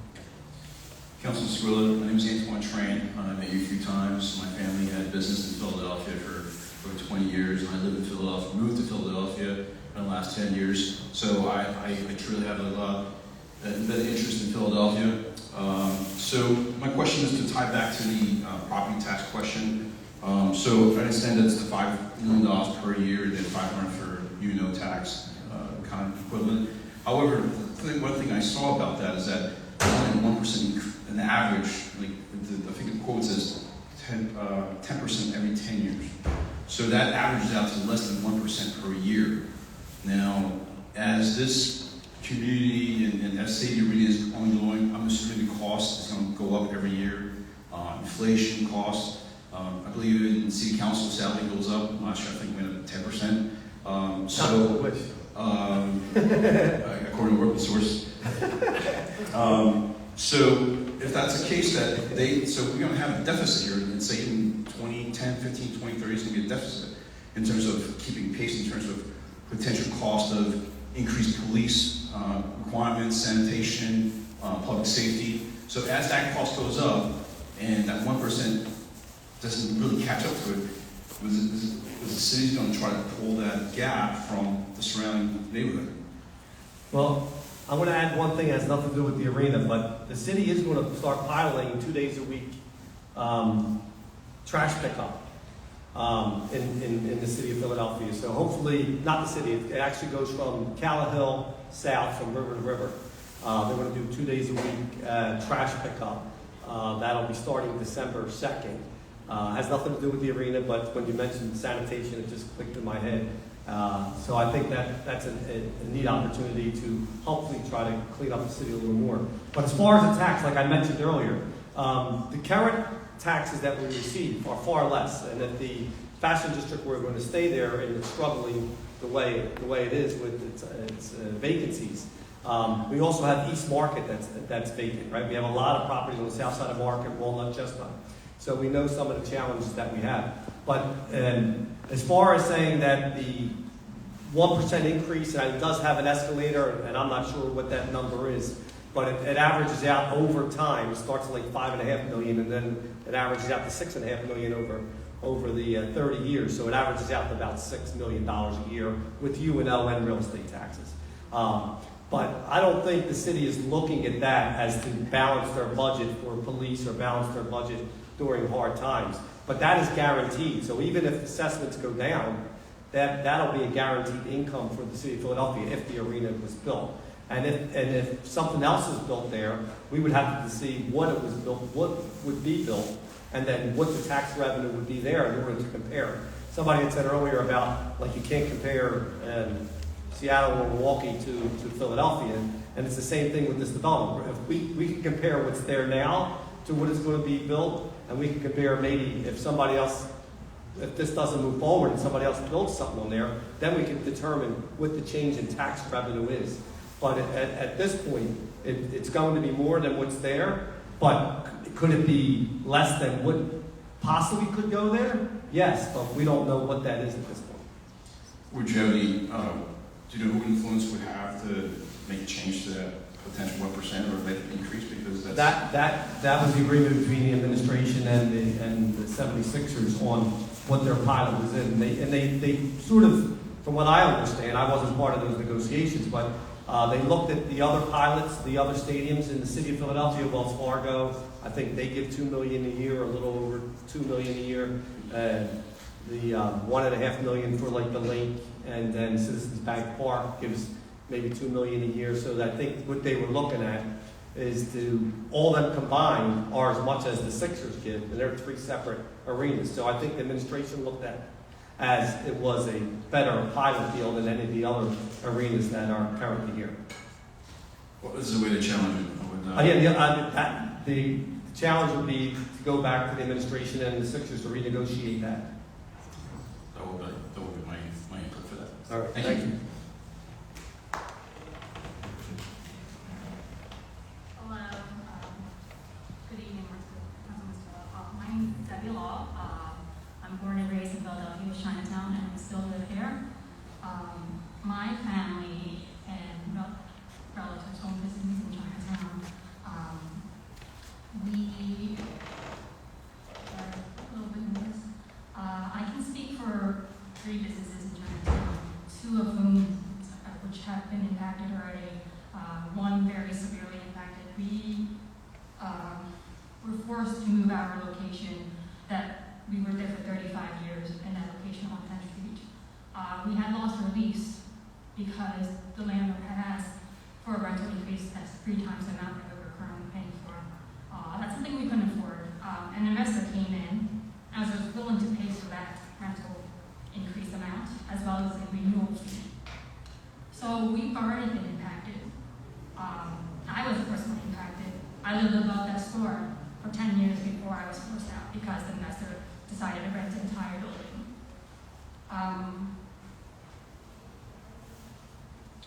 We're a small business retail shop. We're not restaurant owners. So as a retail shop, we service the community. We provide a Chinese newspaper, magazines, lunar decorations, things that service the community. And that shop's no longer there.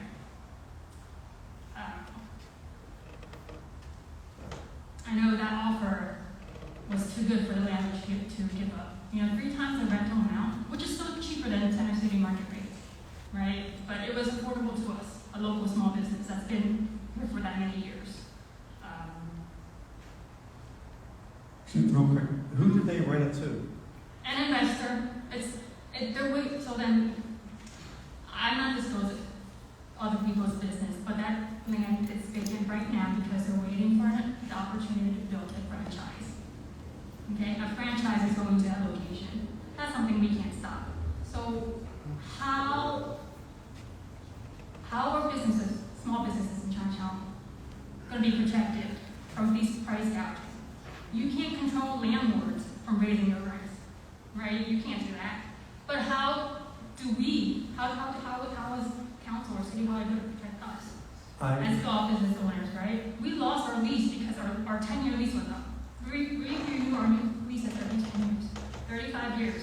So 10 years up, you're like, okay, can you pay this amount? We couldn't. So how do you protect businesses, other small businesses, right, or local businesses in Chinatown from price gouging of other investors, right? Because there's opportunities, right? And when the construction starts, that's going to affect our businesses, but landlords still going to want their rents. They're not going to be like, oh, you just like with the pandemic, right? There's no business in Chinatown, but we were still we still had to pay rent, even though there's no businesses. So with the construction going on for 5 years, 6 years, our business is going to, income's going to decrease. So come their lease being up, right? I'm sure some of these restaurant owners, I've talked amongst some too. Our income's going to be less. How do we afford rent? I'm sure. No, I understand what you're saying, and obviously this is a major concern, and part of the overlay was to address some of that. But were you able to relocate to another location? We are. You are, okay. At a small street, but that doesn't stop it from No, being, it has being right. moved again in the 5-year when our lease is up. And especially with the franchises, we are as part of our overlay, the law department is looking at the franchises. Anybody who has 5 or more franchises that would also. Even if it's not a franchise, even if some rich company from New York, whoever who wants to come in and find somebody, hey, you're Asian, can you help me rent out this spot and I'll rent from you? That's what's happening. Okay? Somebody's like, I'll pay you $10,000, but then if they price gouge and spend it somewhere $15,000. That's real. Okay? So are they subleasing? So they. Hey, I don't know what's going on, Okay. but this is what's happening, and this is what's going to happen. Right. Price gouging, not just for businesses, but for renters. We pay, but I don't know, immigrants are coming in $500 for a room. That's going to increase to $900, $1,500 for a room. Well, and that's why affordable housing is so important, and it's part Right, of but these that. are undocumented people, right? These are immigrants coming into Chinatown, right? They can only afford to rent a room. They're not going to be able to fill out documents to rent like affordable housing. Real, right? Yeah. We have immigrants.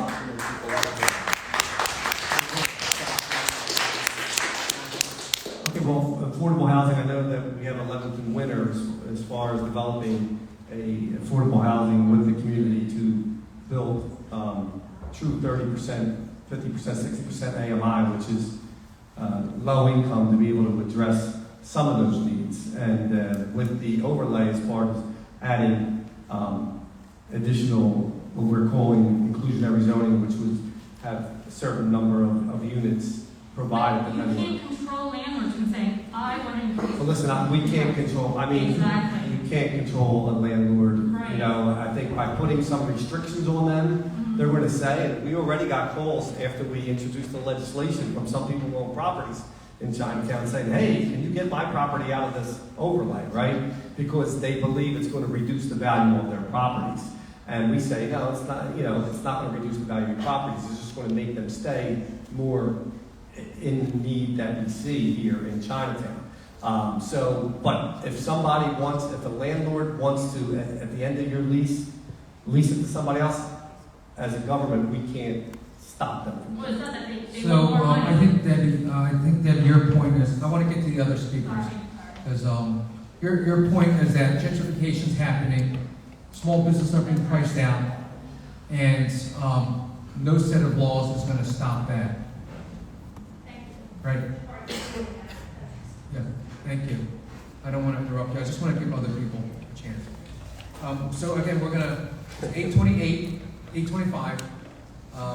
We're going to keep going, but I do want to limit it to 2 minutes.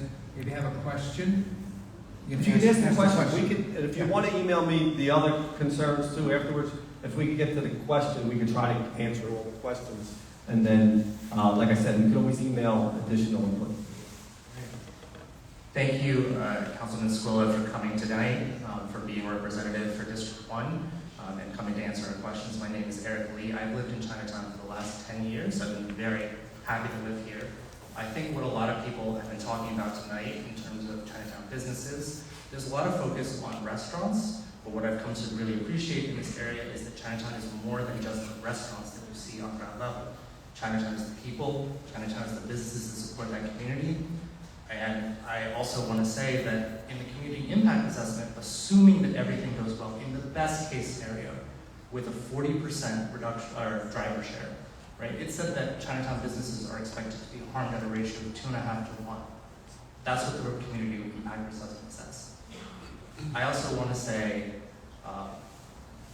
that as other people have mentioned, 70% of people across Philadelphia, disagree with this arena that's much stronger in the Chinatown community and in supporting communities within your own district. So my question for you is, I'm just incredibly disappointed to hear you say that by introducing this legislation, you would only introduce it if you supported it. Because my question for you is, how can you say that you are representing the actual needs of your constituency, the actual desires of your constituency, when you have a 70% referendum and when you have a community impact assessment done by experts on this analysis that says it's going to harm our community? Yeah, I can only point to one other project, and I mentioned this before, and again, it's not apples to apples, right? When we were developing the casinos, there was 0% support for the casino down at Sugar House. 0% where we ended up with, there was 2 community people that signed the CBA at that point to allow the casino to move forward. And you know, at that point, because of all the opposition and because of the input from the community, the concerns, it was going to bring, you know, crime, it was going to reduce the value of their homes, it was going to bring traffic, right, parking, and all the things that we heard. There was things put in place to address that. And even though there was no support, the project still moved forward, and now the community there looks at that casino as a community partner with them that really works with them, and so they have a community benefits agreement that they work with. And so, you know, there was people that we talked to that said they would stand in front of the, you know, when they were knocking down that place, they would stand in front of the construction equipment to stop it. And today they said that, you know, they did become good community partners, and it worked out at the end of the day because of the concerns and all the opposition that was there. There was legislation and things put in place to make sure that those negative impacts did not happen. So what we're looking to do is the same thing here. And even though there's still a lot of opposition, there is, and we have a lot of challenges along Market East Corridor, right? We know that if this opportunity that came here to us, we as a city need to look at it, address it, and then see if we think overall that it could benefit the majority of the people in both Chinatown and Wash West communities along with Market East. So yes, we've seen projects that had no support whatsoever from communities, and we've seen them move forward, and we've seen them also be positive impacts at the end of the day. So I do believe that could also happen here. Respectfully, when you're looking at those positive impacts, you're taking the opinions of people who managed to survive the transition.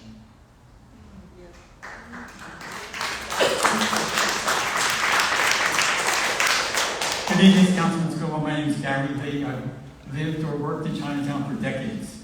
And I have 2 main points to make. Number one, with councilmanic privilege, which means that you, because this project is in your district, you can vote no and urge your fellow council people to vote no. This arena project can be stopped in its tracks. And I ask whether you will be willing to exercise councilmanic privilege to stop that. That's a first. That's a first. People always tell us they don't want us to do, we don't want councilmanic prerogative or councilmanic privilege. But I would say that this is unique, right? In the sense that this is going to be voted on by every member of council. And they're not going to vote on it because I vote a certain way. And so everybody in council is listening to this. The reason why it's a committee of the whole is that everybody gets to hear the same concerns, and they get to vote based on what their judgments are for this. So, I mean, it's the first time that I ever got asked to push councilmanic prerogative, to force my opinion down everybody else's throat. But in this case, it's going to be every individual council member will vote their conscience when they vote on this. There are other communities in which this project can be placed that are going to be, that would welcome this, and it will still have the same construction jobs, the same on-site jobs. So this is a matter of survival for Chinatown. This is how important it is. This can mean the death of Chinatown. The difficult position we are in today is that we've all been speaking about ways that we want the legislation to be changed. And that's because we can't afford to sit back and say, we hope that this will be defeated. Because if we don't speak up now, if we don't say how we think the legislation should be changed, it's not going to be changed in ways that may have the possibility of reducing the harms of Chinatown. The other question I have is, I would like you to support, and I ask for you to say what you will support, a provision in the agreement where there will be a fund under which Chinatown groups only have the authority to how that fund's going to be spent.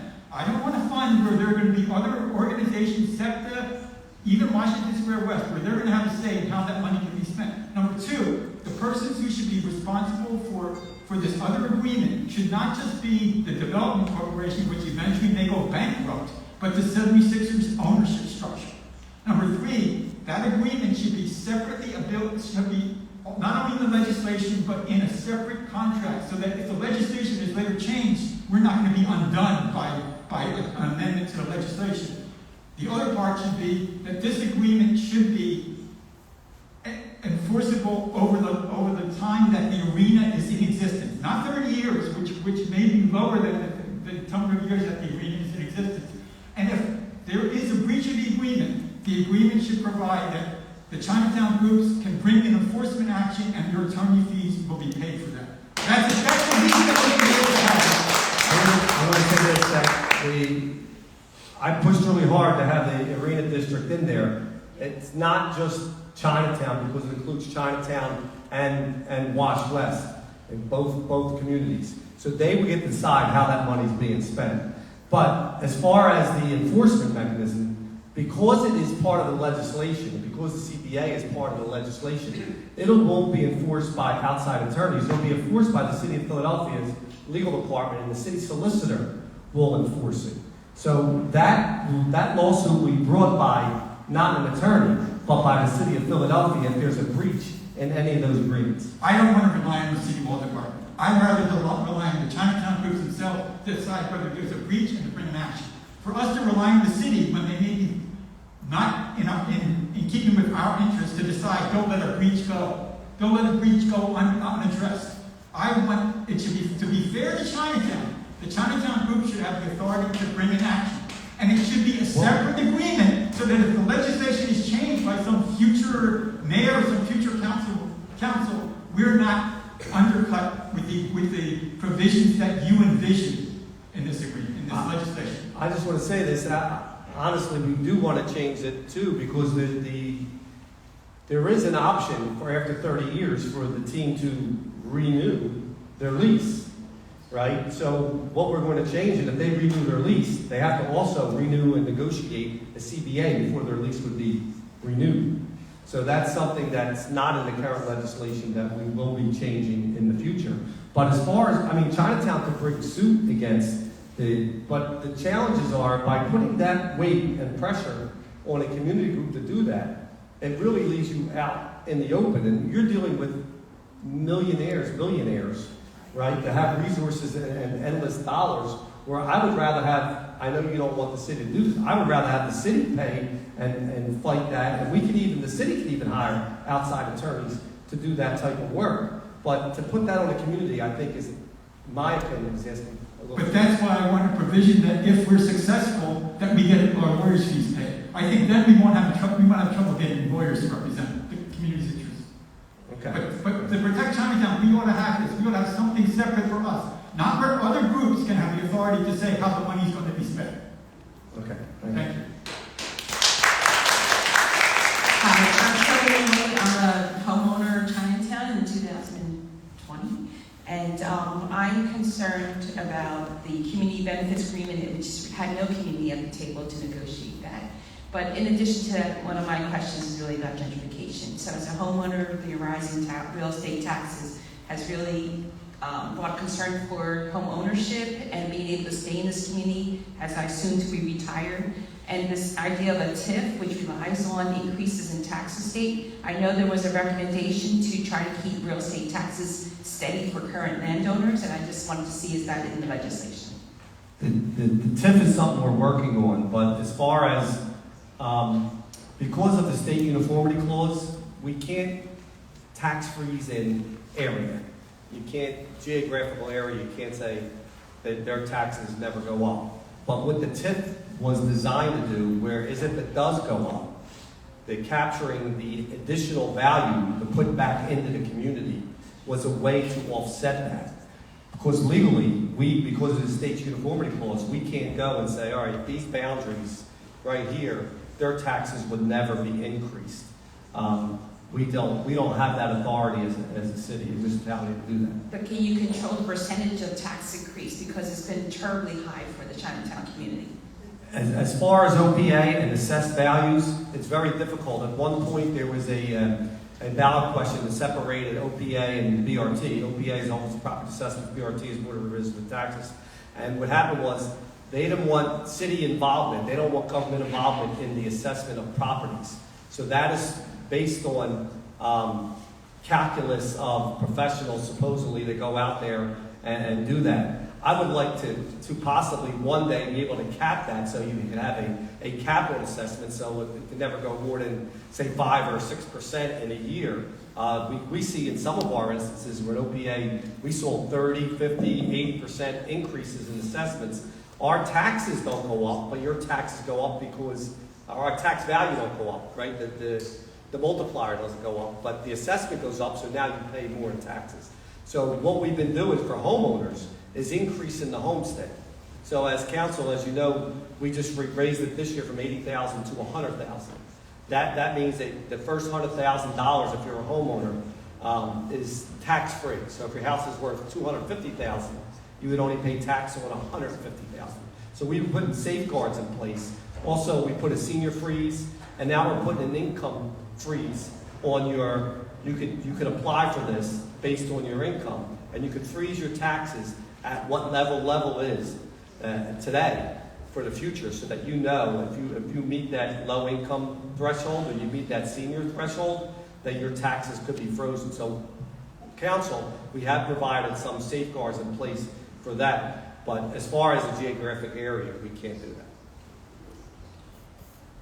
Hi, Councilmember Squilla. My name is Shirley Young. I've been born and raised in Philadelphia, and I'm a long-time Chinatown resident. And basically, I'm not hearing any assurances from you. I live in Chinatown, north of Vine, and the congestion, the traffic is horrendous. I don't drive in the city, I walk. But the traffic is horrible because you got 95 traffic, I-95 and 676 coming off from 8th and Calhoun. It's a dead stop, no one goes anywhere. We've seen the news. I'm not seeing any assurances from you, from your legislation, from all the talks. But what I hear is return on investment, ROI. Well, the numbers look good, you know, but it's not looking good for Chinatown, because once with the construction, the business goes away, we have to go elsewhere. I shop in Chinatown, I eat in Chinatown, it's not just restaurants, it's a community. And it's not considering the senior citizens that live there, because I take care of my relatives in there, and I have to go visit them. I have other relatives that, you know, drive into Chinatown, do their shopping, and visit relatives in there. And none of this arena is conducive, because it'll change that life drastically, makes it difficult, makes it negative, all right? All you're looking at is what's benefit for the arena when they have a game. After that, it's a dead zone. Once the damage is done, you can't go back from that. And I'm not hearing any assurances from you about how you treat that. You're saying 40% to have SEPTA. Well, no plan as far as SEPTA, because it's unclean, not safe, and not many people are using it right now. We used to use it, not likely. And you're not being realistic as to how to fix the problem now. You're putting Band-Aids on your legislations and what you're writing on the community benefit agreement. You're not listening to Chinatown, to the residents, to the people that live in Chinatown, or the people that live in the neighborhoods. I have people, South Philly, that are saying that having the arena in Market East is just horrible. It's not. Okay, thank you. Two things I would say. One is, like, as far as the traffic now, that's happening now, there are some plans on looking at Vine Street with the stitch and the cap, looking at that, and I'm trying to understand how we can use the stitch as a benefit for the community, and also look at the traveling and the amount of traffic that goes up through Calla Hill and through Vine Street. It is a challenge. Calla Hill's almost like a highway there too. So I mean, these challenges are being looked at through the city of Philadelphia, you know, and need to be addressed whether the arena comes or not. And I think we need to continue to work on them throughout this process. And you know, the stitch is something that, even though it's a benefit to the community, also brings challenges, right? So we have to make sure that we address those challenges also. The stitch is supposed to make us better. The arena is not making Chinatown better.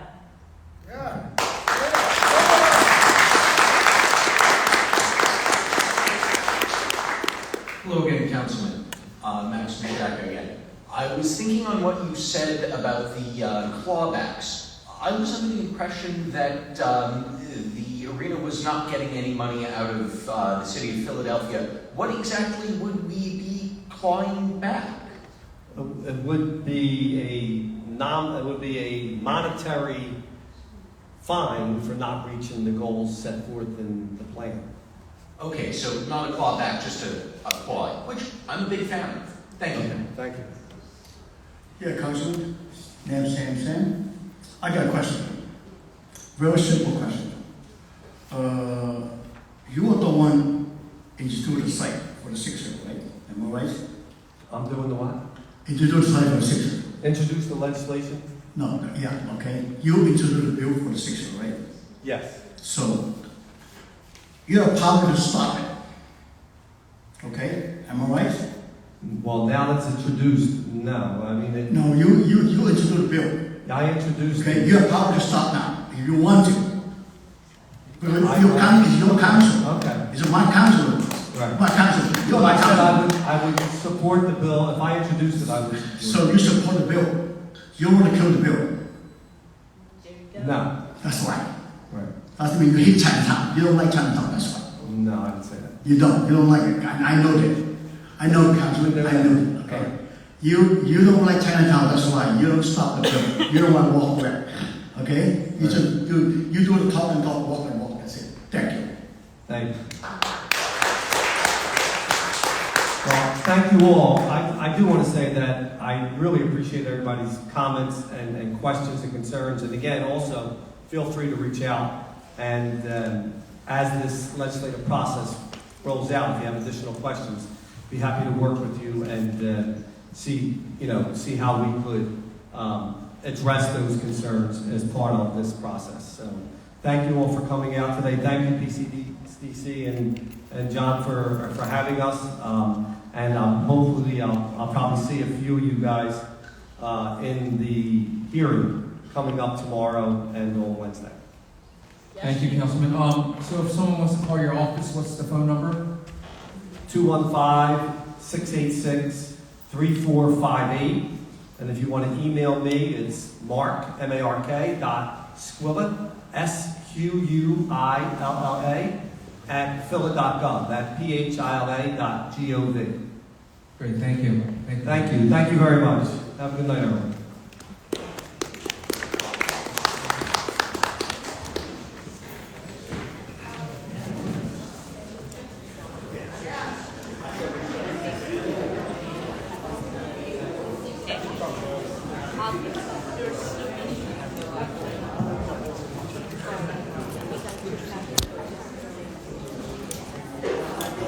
No, you said you could. No, I appreciate